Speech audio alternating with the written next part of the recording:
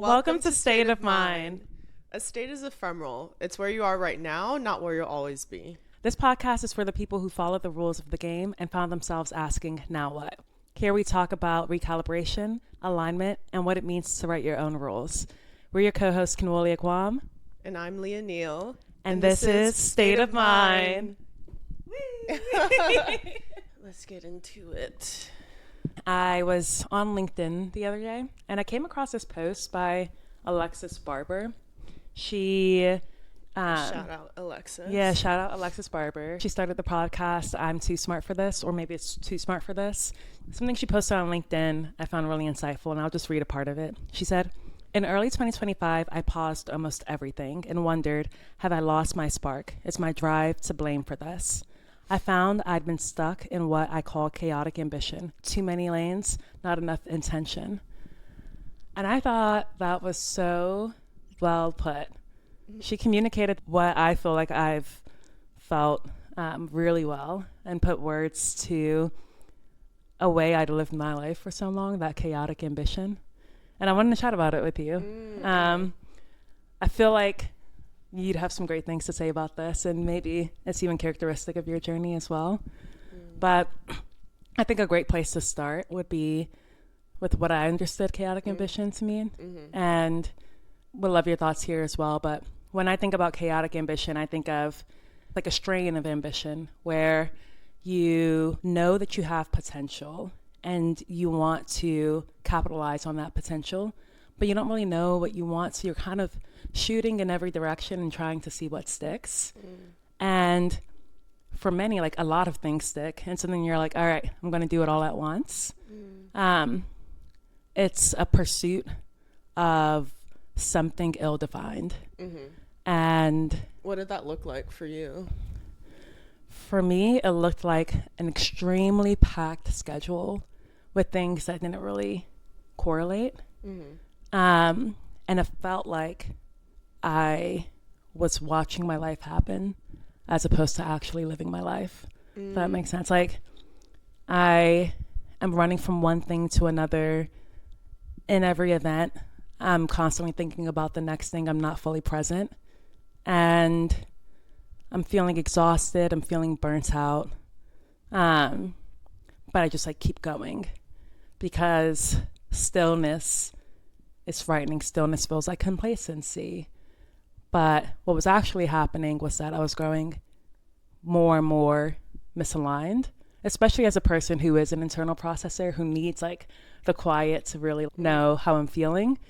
I knew that I was growing more and more out of misaligned with myself. Yeah. When in your life, like what chapter in your life were you noticing this most? Like in childhood, in business school? I would say it was like a couple years before business school. It was the thing that made me apply to business school, actually. And my business school application journey was also very, what's the right word?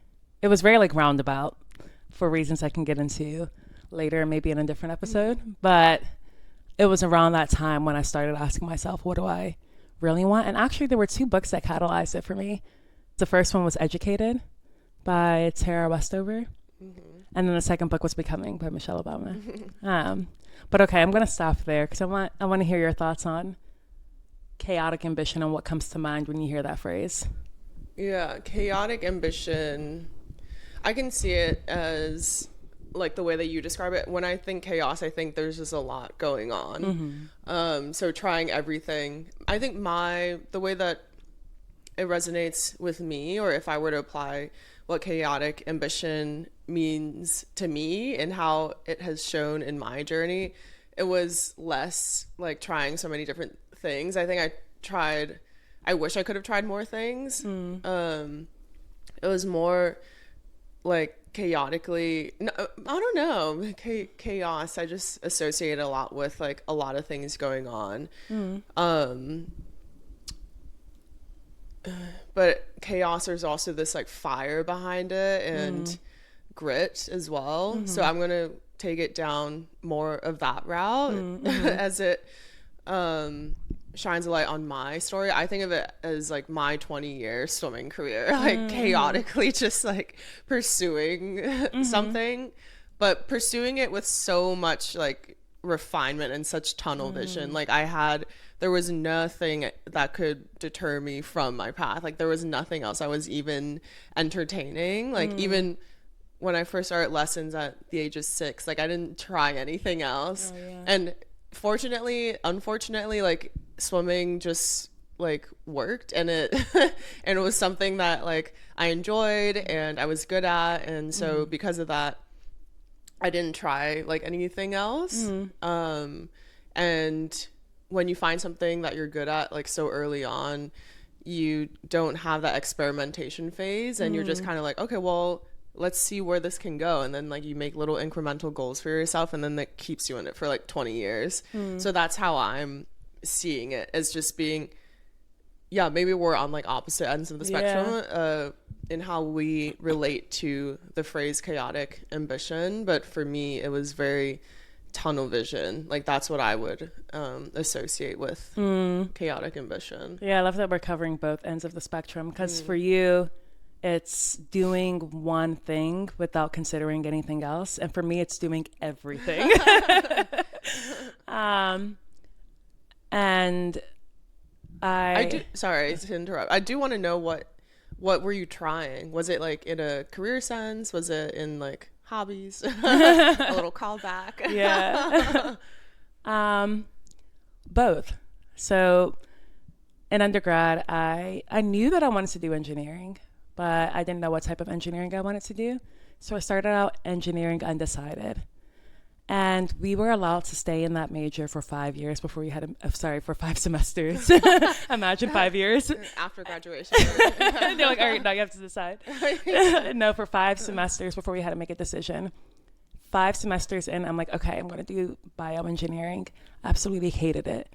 And so you chose it and then realized you hated it, or you hated it but still chose it because you had to choose something? No, I chose it and then realized I hated it after I took like some lab. And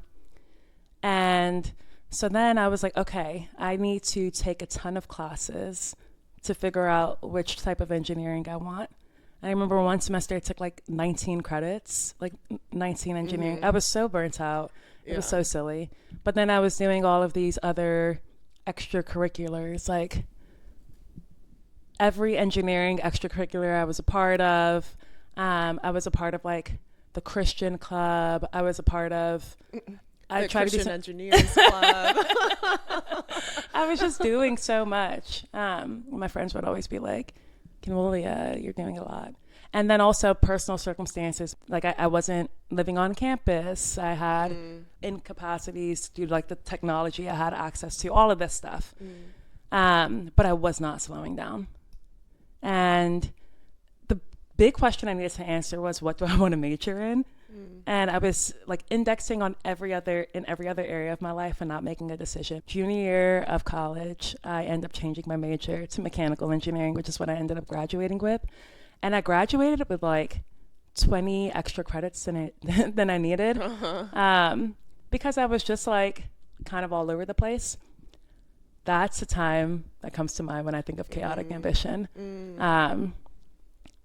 I was definitely running myself to the ground. Okay, I have so many follow-up questions. Okay. So from what place was that coming from, that you felt you needed to try and do everything? It was definitely anxiety. I felt like, and I still believe this, that education was a gift, and it wasn't one that I wanted to waste. I didn't want to get it wrong. Back then, I felt like the major I was choosing was like defining the course of my life. Like the major I was choosing, the undergrad, was like the major I was choosing for my life. So there was a lot of pressure coming from that. Which is no fault of your own. I think we're in college, we're kind of brainwashed to think that the decision that we make there is going to dictate how the rest of our lives are going to go. Right. And even before college, I felt like that was kind of bred in high school, for me at least, when we started having conversations about college in 9th grade. But yeah, I think that the fear of making the wrong decision is what led to me trying to make sure I'd exhausted every possible avenue before making a decision. And what's interesting is that I remember my freshman year, I was talking to a friend, and he was a junior at the time. And he was like, what's going to happen is you're going to test all of these different types of engineering and then end up with mechanical engineering. And I kind of knew that mechanical engineering might be the right place for me for multiple reasons, but I kept testing out other things. And yeah, my junior year, I decided on mechanical engineering. The caveat to this is I think it's very important to act when you're trying to figure out what you want. A professor at HBS, when I was trying to figure out what I wanted to do post HBS, he said, I'll never forget this. You don't learn what you want to do through introspection. You learn it through action. And so I think action is really important. A couple of weeks ago, you had said that you learn just as much about what you want by being exposed to what you don't want. And I totally agree with that. At the same time, I think the limit is knowing when enough is enough, when to call it quits. And that reminds me a bit of your swimming journey, because it lasted 20 years. So the majority of your life still today. But there was a point where you made the decision to walk away from it, to pivot. Yeah. And I'm curious, okay, this is going to be a two-part question. Maybe I'll give you the first part now. First part is... I'm not going to remember the second one. What part of you led you into the chaos of sticking with that one thing? Like just sticking with swimming versus exploring other paths? Yeah. I think because I was exposed or introduced to swimming at such a young age, like I didn't know like to even explore other things. Like, I wasn't really asked as a 6-year-old, like, what else do you want to try out? But I enjoyed it, and it was very like obvious, like the objective. Like I started taking swim lessons to like learn the strokes properly. Before that, I had like played around in the pool like with family before, but this was to take like 2 years to learn like all the strokes and like flip turns and dives and all that. And then by the end of the 2 years, it was just like, okay, from here the next logical step was to join a swim team. And my mom and I were really lucky to have had a really close other swim mom whose son was also like a couple years older than me. So like she knew how to tell us like what steps to take, because he was like 2 years ahead of me. And now she's like my auntie. Aww. And like he's shout like, out to your auntie. Yeah. And he's also my oldest friend. And then the teacher of the swim school was also like to my mom, like, yeah, you should have her start competing now, because like what is this, like why even learn how to swim and like all the strokes, like the technicalities, and like be pretty good at it without like actually seeing like how far you can get with it. So you were 8 years old when you started competing? Yeah. Age 8 I joined a swim team, Asphalt Green, Agua, and was there from age 8 through high school until I graduated and went to college. So that's the context behind it. What was the first question? What part of you led to that like tunnel vision to where you weren't willing to explore alternatives? Right. Yeah. Okay. I guess one, just like not having. Like I was young, so I was just like I just did what I was told. I also enjoyed it, and it was very clear like what objectives I had to hit. So just learn all the strokes and then join a swim team. And then like when the objectives are so clear for you, and I'm also like very goal oriented and also a rule follower too, like I'm just gonna execute. And then when you are just filling all your time with that, like there's no time for anything else. So that kind of keeps you on that track, like that puts up the guardrails for you to stay focused given all of those factors, so that you can't really spread your attention too thin across anything else. That's like, yeah, that's super interesting to me, because I feel like that's a brand of ambition that people really praise. and even aspire towards, right? Like knowing what you want so clearly and having that fuel and motivation to continue honing your craft for more than just years, like decades, and then getting to the top of your game and becoming an Olympic champion. But then you also call that like chaotic ambition, which I think has a slightly negative connotation. So like, what was the drawback from that? Yeah. When you're so like goal oriented, and especially in swimming or just like in a lot of sports, it's a 4-year cycle. You're only seeing things at like 4 years at a time. So when you're at the start of the 4-year cycle, you know like how far you have to go, and you're just like totally focused for the remaining like however many years, months until you reach that goal. And then once you've hit the end of that 4-year cycle, and then it starts going into the next 4-year cycle, and you're still swimming, it's just like, well, obviously I want to keep training for the next Olympics. Like it just goes one into the other, and that's how you stay in it for like decades at a time. And when you're so tunnel vision towards a goal like that, like truly, I think chaotic is maybe not chaotic, but like in the same family of adjective. Like that's where that like insane ambition is. I see, yeah. Where you're just like, as long as I make the Olympics, everything will be fine. Oh, interesting. There are no problems as long as I like make the Olympics, which is crazy because I don't know, like myself, like a lot of people, like you're just not thinking about what happens afterward. So that's why there are a lot of cases where people have the post-Olympic blues. Have you heard of post-Olympic blues, like concept? No, I haven't. I feel like I get it, but please explain. Yeah, it basically is when people fall into depression after the Olympics because they finally reached the pinnacle of like what they've trained their whole lives for. And sometimes it's like, yes, just to make the Olympics at all. Sometimes it's like to win a gold medal, multiple gold medals. So it becomes disappointing when you don't meet it. So I guess it's blues in that way. Or it's also disappointing when you do meet your goals and then you're still left with the now what. I see what you did there. Yeah. Because because a lot of people aren't reminded that they need to think about how to keep themselves fulfilled in other ways. And I imagine too that your identity gets so wrapped up in that one thing because it takes up most of your time. And so after it's like, who am I now?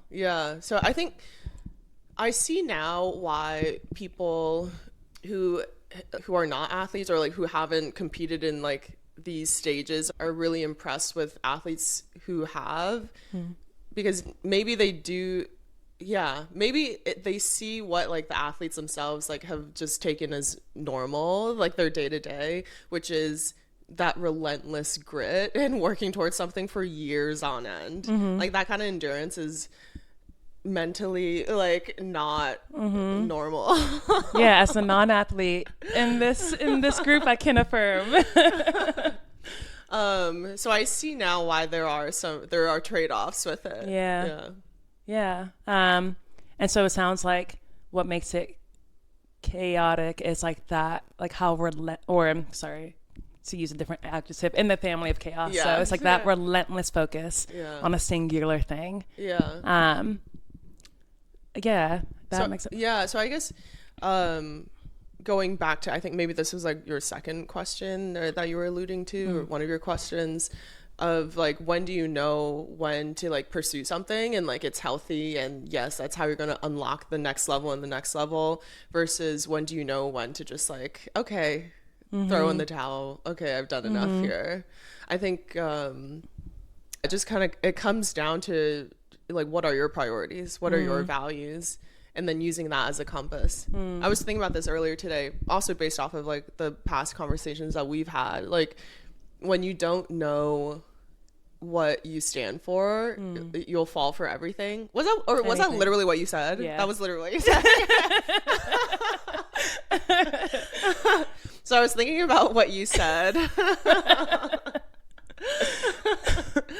And yeah, there's so much merit to that because yeah, if you're not grounded in the clarity of what you want and what matters to you, it's so easy to just go with the flow, but derogatory. Go with the flow. Go with the flow and like go a whole different route that you didn't mean to go down. But that's just like, that's worst case scenario, because it wasn't until like a coach one of my last coaches that I had like in my career, he did ask me, he was like, so why do you want to go to another Olympics? Like just kind of like as a check-in point, because this is me choosing to swim like after college, and swim professionally. And I was just like, oh, I don't even remember what my answer was. I think I was just like, yeah, I feel like I still have like more to give and like more potential that I haven't tapped into yet. And he also, like, he respected that, and he was also saying like, you know, like a third Olympics isn't different than like having already gone to 2 Olympics. Like you can already say you're an Olympic medalist, like a multi-Olympic medalist. Like a third one isn't really going to do anything drastically different. And that was like the first time that like that was like news to me. Yeah, because I just thought like more was better. I don't know. So yeah, it's just interesting like when you have these moments to reflect on, okay, where am I in my journey, and having that change of perspective is always like very illuminating. So either like try to have those check-ins with yourself if you have the muscle to be able to do that, or make sure that you're surrounded by people who can help check in with you. Yeah, so okay, just so I understand the timeline, so we, the audience, understand the timeline. So you started swimming when you were 6, joined a team when you were 8, went to the Olympics for the first time, that was in college as a student? In high school. Oh, in 17, high school. Yeah. Okay, so you go to the Olympics in high school, you compete, and then you go to Stanford and you join the swim team. And then you go to the Olympics for the second time while a student at Stanford. Okay, so you were a student twice. And then after you graduate, you decide to go professional. You swim professionally. And it was during this period when you're training for your 3rd Olympics that your coach asks whether or why you want to do that. Yeah. Got it. Okay. Yeah. And maybe he had the perspective to ask that too, because he would have been like a new coach that I was working with.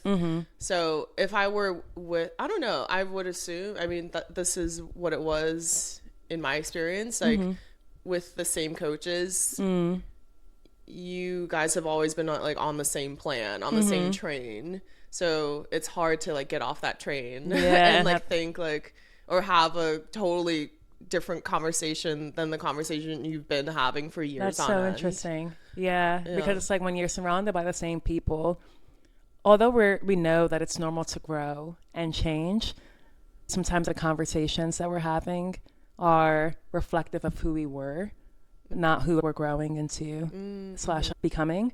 And sometimes it takes a new person to like interrupt that cycle, which is what it sounds like your coach did. When you were training, did you have a goalpost in mind? Like, what's your goal? I want to go to the Olympics X amount of times. Or was it when you had that conversation with your coach that you started interrogating why you were continuing? The conversation that I had with like my new coach was just an early conversation that we had when I had first joined the team. So it was just like a getting to know each other, like level setting, like, what are your goals here? Which I appreciated. But my goal was just always to do better than I had done at the previous games. So my first Olympics, I won a bronze medal on the 400 free relay. And then going into my second Olympics, wanted to make it for an individual event.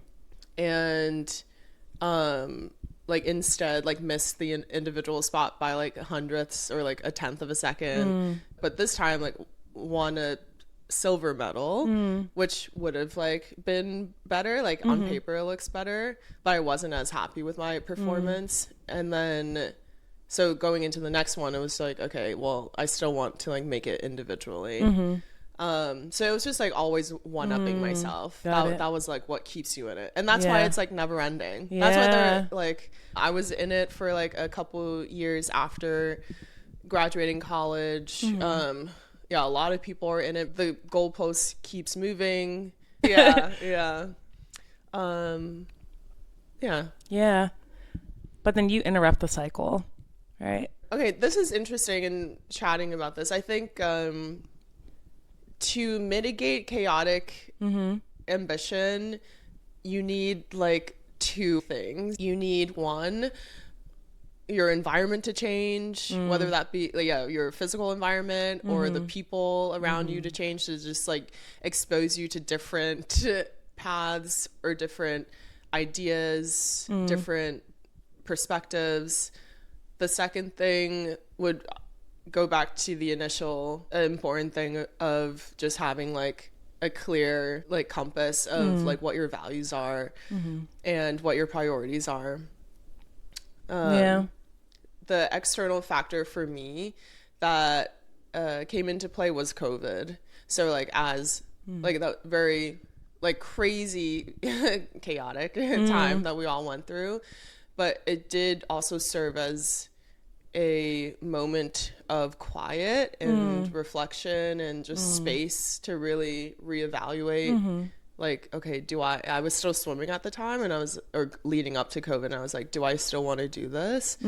And yeah, just had so much time to think and was like, okay, I think I'm done with this. I think I've been kind of like fallen out of love with it for a while, but I was still swimming because I was trying to find that joy that I had for it. And I was trying to find it for a few years. And I was like, okay, I think this, I've given it a clear shot, and it's okay to close this chapter and take that step into the abyss. That was like the rest of my life. And the abyss is scary. And I think that that's also what keeps people doing the same thing, even if they fall out of love with it, they're not finding the joy that they once had in it. Or even if there are like clear indicators that they've done what they needed to here and there may be something elsewhere. Pivoting is very scary. Wait, so how did you end up deciding mechanical engineering at the end of the day? What did it come down to? There were a couple of disparate things that happened. The first was that I like hated one of the core classes, and I was chatting with recent graduates to learn about what they were doing post undergrad, and a lot of them were getting second degrees in mechanical engineering or material science engineering because majors. What majors again? Biomechanical. They previously studied bioengineering, maybe they focused on mechanical or computational or whatever, but it all fell under the bioengineering umbrella of my school. But yeah, there was an external catalyst to your point there, talking to other people who had gone back to school because they wanted to go into industry down the line. I knew that I wanted to go into industry. I didn't want to go to a graduate program immediately at the time. And so, learning about their experience was one catalyst. Not enjoying some like the core classes was another catalyst. And then being exposed to potential alternatives. I did one internship in civil engineering. I didn't like that, but I was like, okay, there's a whole engineering world out here. And then I did another, we call them like co-ops, when you take a semester off to work as an expert in your field. And I worked at Harley Davidson, and I loved the manufacturing plant. I was obsessed. I thought it was so cool that people can take a sheet of material and it becomes a fender for a motorcycle or a gas tank. And I didn't actually care for motorcycles. Like, to this day, I won't get my motorcycle license personally. But I am just so moved by the creative ingenuity and how much skill and effort it takes to create something with a legacy like Harley's. I mean, there are definitely questions about like how relevant it is for our age. I think less people are riding motorcycles, but that said, I mean, it's stunning to me, and I think that that's a level of craft and skill that I find really inspirational. I think about this too with architects who spend time honing their craft over years and decades. I find that stuff really inspirational.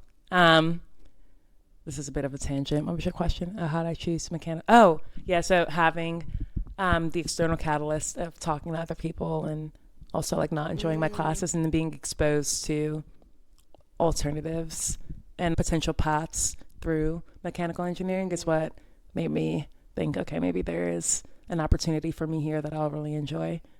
And it made the unknown that came with the idea of changing my major a bit less scary because it gave some boundaries, it gave us some definition, and that's what I found really helpful. But it also makes me think of your journey because, yeah, once you decided that, okay, I think my time as like with swimming is nearing its end, there is a whole nother world out there that you have to like start exploring. What did that look like for you? And did that bring anxiety? What were the feelings around that? Yeah, that was partially why I applied to business school. So when I graduated college and was still swimming like professionally now, after college in San Diego, I like for the first time was depressed because I also realized it was because I just felt like purposeless. There was like no direction that I was headed in except for like training for the Olympics.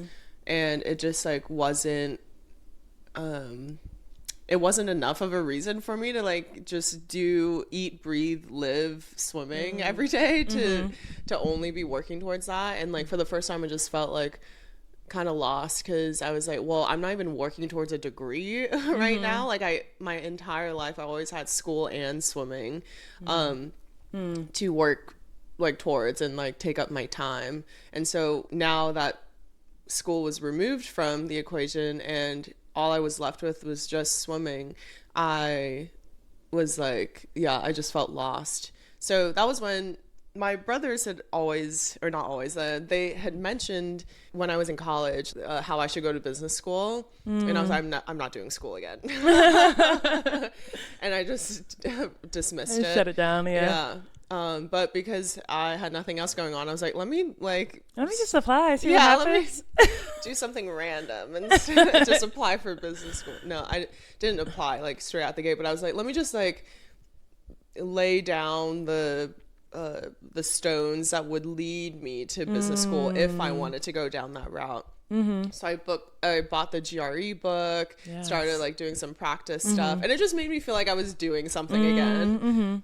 So that was nice just to even have the idea of like a potential just goalpost there. Like I didn't say I was for sure going to business school. I was just like, let me just start going in that direction, and like I'll eventually apply and see where I get in, and then I'll make a decision from there.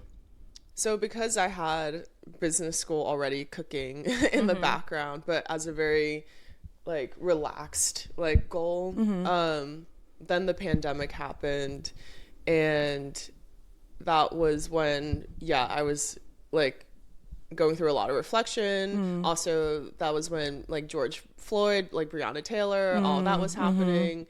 And so that was also taking up a lot of my time, and like our federation just like hadn't put anything out for a while. What does that mean?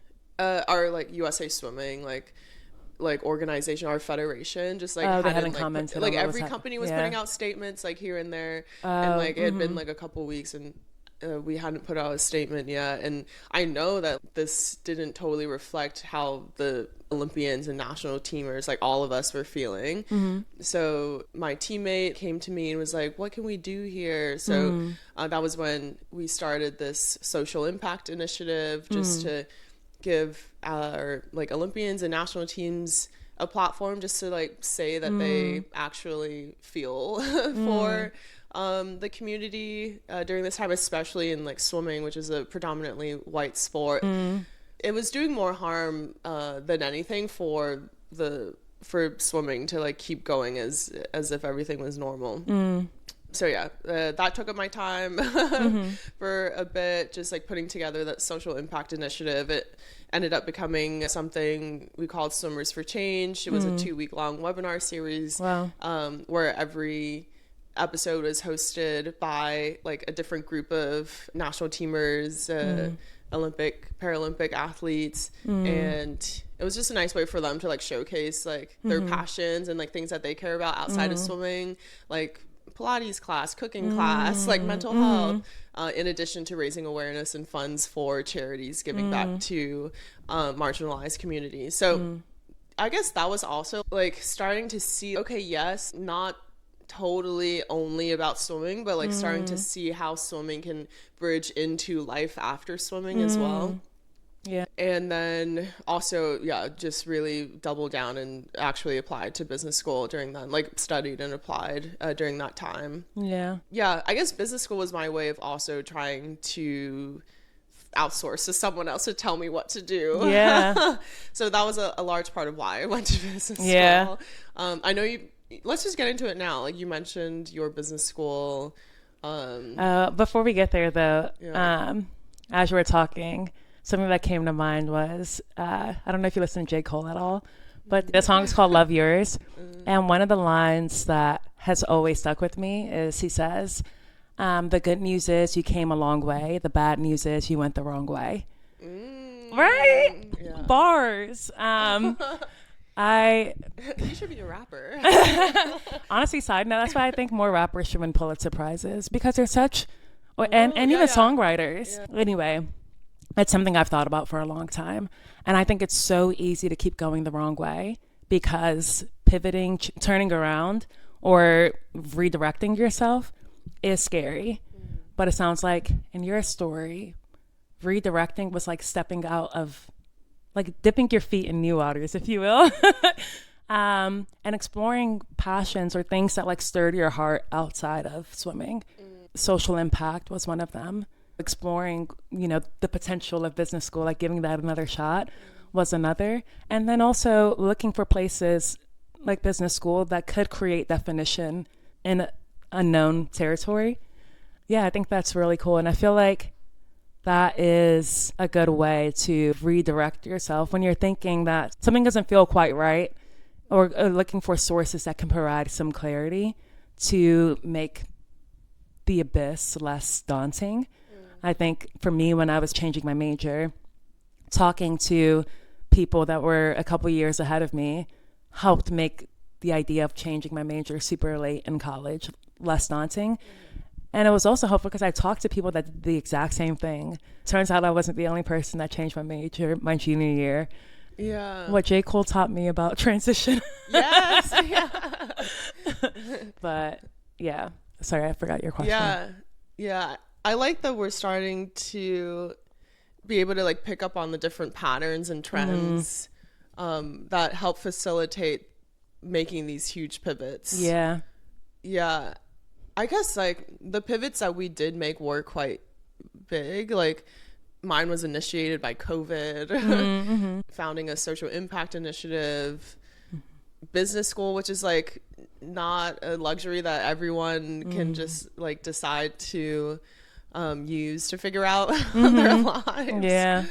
Yeah, I will say informational interviews are such a good way to get the like cliff notes on like, all right, like should I spend the next 5 years doing this? Let me know now. Or should I just save my time and just learn as much as I would need to learn in like this 30-minute conversation? Yeah, info interviews are like so invaluable. They give you such a like snapshot of what life could be by just speaking to someone who's already been in it or like has done it. So I'm glad that you bring that up. I think I did my first info interview when I was applying to business school. And when I was doing it, I was like, why didn't I do this more? Just reach out to people and ask about their experiences. I think Because we were both so tunnel vision. Yeah, that's true. Yeah. We're just That's like, true. there was no need to like ask anyone else anything because we weren't entertaining anything else. Yeah. Yeah, I think I started doing a lot of info interviews. Yeah, if you're not doing going into- info interviews, you're missing out. yeah. It's a great way to just meet people as well, and just like to hear their story and get into like understand their motivations, see what aligns with you. If you're like totally lost, I think it's a good way to have these conversations. Of course, always come into these interviews like prepared with your questions. Oh, for sure. You don't want to waste people's time. Yeah. You want to actually like have a good conversation with them, so that you're also not like spoiling your one opportunity with them either. Info interviews, maybe those are the three things. Yeah. One other thing I want to touch on is this idea of quitting, right? Because I think quitting has a bit of a bad rap. But to change, to step in a new direction, you have to decide to stop walking in a certain direction. You have to quit. And for the rule follower, I think that quitting can feel like they're doing something wrong. But as I've gotten older, I've started thinking of quitting as choosing. It's me utilizing the agency that I have. And that's something that stands out in your story, where it's like you could have decided to continue, and I'm sure like you would have continued to kill it in the swim arena, but you decided that you were satisfied with what you'd already achieved, and you wanted to step into a new arena and achieve there. And it started with Harvard Business School, like incredible. But I wonder what your thoughts on quitting are today as you reflect on some of the decisions that you've made in the last 5-10 years. Yeah, that's so true. Quitting has such a bad rap and has such a negative connotation. And I was thinking, like, as you were speaking, I was like, so how do you know when is a good time to quit? But you even mentioned it like in your question. You mentioned the word satisfied, when you're just satisfied for like with all that you've put into it so far. So that could be like 2 years for someone, that could be 20 years for someone else, you know. I was thinking about my nephew, who just because I swam, not like all of my like nieces and nephews have been put into swimming at some point, and they've all but one quit. But yeah, one of them that had quit, he liked to joke that he also retired. He retired when I retired. How old is he? He had been swimming. At the time, he had been swimming for like 3 years. That's hilarious. And maybe that's like that's how you get to have like a healthy relationship with it, by like just saying you retired instead of saying that you quit. Yeah. But I have to commend him, because like I mean, no, he's not allowed to say that he retired. Like his aunt, who's been in the sport for 20 years, retired. He's now a teenager. He's like 15, but at the time he was like 10, 11, I guess. That's hilarious. Or maybe younger than that. I don't know. He's not allowed. I forgot. And he was good at it. I think that's another thing. Like, how do you feel okay to step away from something that you're good at, but you're not enjoying it? And he just wasn't enjoying it. Like, he didn't like that it was like so individual and like such a quiet, like such a isolating sport. Like, he now plays basketball, and he made that decision. Even though he was so good at swimming, he just didn't enjoy it. So he just decided to quit. Yeah. And yeah, that was a really easy decision for him to make. And now he's like putting all of his energy and time into basketball, and he's crushing it there. So I think that is a great example of tamed ambition. Tamed ambition. I don't know. I'm just thinking the opposite. Yeah, like chaotic. reining it in. Yeah. Like there's chaos and there's reining in the chaos. Yeah. I think that's something we didn't touch on, that chaotic ambition is often fueled by like outside forces, maybe saying like just because you're good at something doesn't mean you should necessarily do it. And it sounds like that's what your nephew tapped into. He was like, yeah, I'm good at this. Yeah. And that's what I'm saying. Like, kids don't know a lot, but they also do. They don't question themselves. Yeah, they're like, they don't know a lot about other things, but they know a lot about themselves. Right, they know how they feel. And he's like, all right, I'm done with this. Basketball it is. Yeah, like you said, he's putting everything into basketball, and that is an ambition that's like fueled by an internal sense of himself and like what brings him joy and what gives him energy versus just doing something because, you know, he's good at it. Maybe it just comes back to like having standards for yourself. Like hold high standards for yourself. Don't just accept things just because you should be accepting them. Like, don't stick to something just because you are good. Find the thing that you're good in that you also enjoy. That's like that Ikigai, like Japanese terminology. It's like finding something that you're both good at and that you enjoy, and then that's where you'll really like achieve your flow state and really thrive. I think there was a third circle, right? Good at, enjoy, and purpose, or maybe it was purpose, but the intersection of all those. We can cut that part out, but no, okay. I think it's good. I think that that's a great place to end. Yes. J. Cole, Ikigai. J. Cole, yes. Chaos. Ambition, quitting, all the things. Yeah. Thank you for tuning in to this episode of State of Mind. If you listen to the full episode, share your thoughts with us. We'd love to hear them. If you liked what you heard, please like, comment, leave a review, and follow us wherever you listen. And note, this podcast reflects our personal opinions and experiences and is for informational and conversational purposes only. It is not intended as medical, mental health, legal, or financial advice.